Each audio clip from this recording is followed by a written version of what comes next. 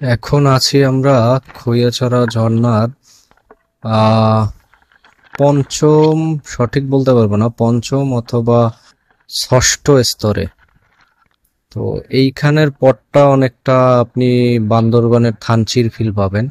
দুই পাশে ছোট ছোট বাঁশ গাছের মতো পাতা দিয়ে ভরা। আসলে এগুলো বাঁশ গাছ না, পাতাগুলো বাঁশ পাতার মতো।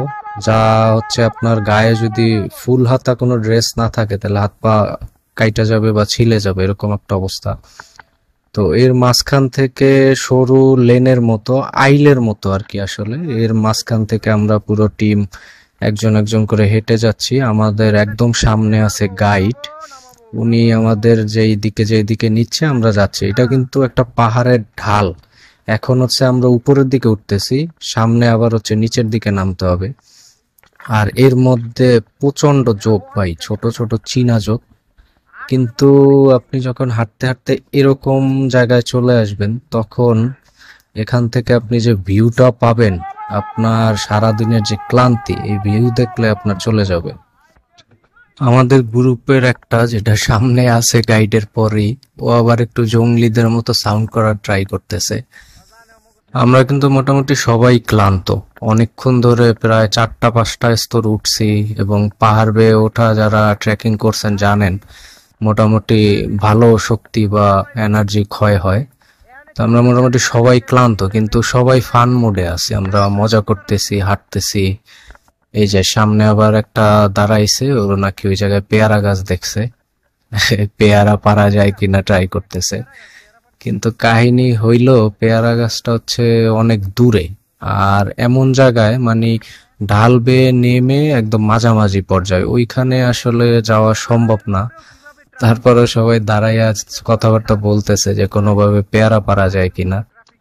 আর এখান থেকে সামনের পাহাড়ের একটা ক্লিয়ার ভিউ পাওয়া যাচ্ছে।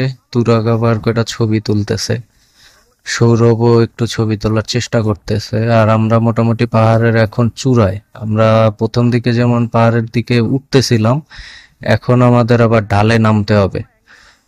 আমাদের আসলে কপাল ভালো, বৃষ্টি টিষ্টি নামে নাই। বৃষ্টি নামলে ভাই পাহাড়ের ঢাল বেয়ে নামা যে কি রিস্কি। যেহেতু পাথুরে পথ প্লাস কাদামাটি সব মিলে, আর হচ্ছে এই পাহাড়ে বৃষ্টি হইলে ওই যে পানিগুলা নামে, ওইটা বানের জলের মতো প্রচুর প্রেসার থাকে। ওর মধ্যে নামা তো দূরের কথা, উল্টা আরো বাসায় টাসায় নিয়ে যায়। তো আমরা খুব ভালো একটা ওয়েদার পাইছি। আমরা আশা করি নেমে যাওয়া পর্যন্ত এরকমই থাকবে। যদিও একটু এদিকে গরম, গরম হইলেও পাহাড়ে আপনার শহরের যে গরমটা গায়ে লাগে, এই জায়গায় ওরকম কিন্তু আসলে গায়ে পোড়ানো যে একটা গরম, ওরকম ফিল হচ্ছে না, যেহেতু চারপাশে গাছপালা। আর আমরা মোটামুটি অনেক উপরে আছি, অনেক ফিট উপরে। সো হালকা হালকা বাতাসও আছে, ওরকম কষ্ট হচ্ছে না, তবে ক্লান্ত সবাই। তো আমাদের গাইড ভাই বলতেছিল সামনে নাকি একটা সুন্দর স্পট আছে, এখান থেকে নামার পরে একটা বড় গাছের মতো আছে, আর একটু ভালোই খোলামেলা একটা স্পট আছে। তো আমরা চিন্তা করছি ওখানে আর একটা ব্রেক নিব, নিয়ে এখানে একটু ড্রাই ফ্রুট টুট খাবো, তারপরে আবার যাব। এই জায়গার ভিউটা ভাই অসাধারণ। একদম ঢালের মুখে, তো এখান থেকে একটু আস্তে আস্তে নামতে হবে সবার।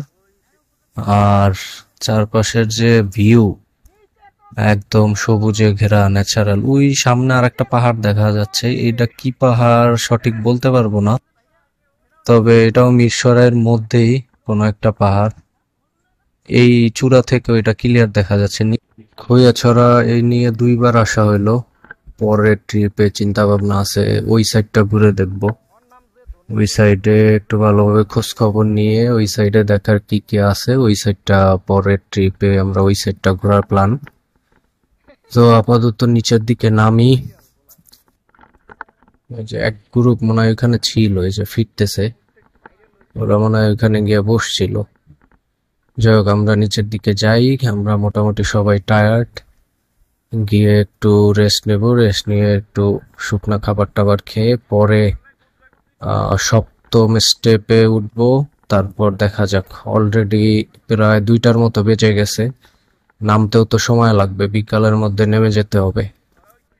তবে ভাই এইসব জায়গায় হচ্ছে কি, পয়সা উসুল। মানে আপনি উঠতে ক্লান্তি লাগবে ঠিকই, কিন্তু চারপাশের এরকম পরিবেশ আপনি যখন দেখবেন আপনার মনে হবে পয়সা উসুল। এই যে দেখেন সামনে প্রাকৃতিক গেট, দুই পাশ থেকে কি সুন্দর গাছ লতা পাতা মিলে গেটের মতো বানায় ফেলছে।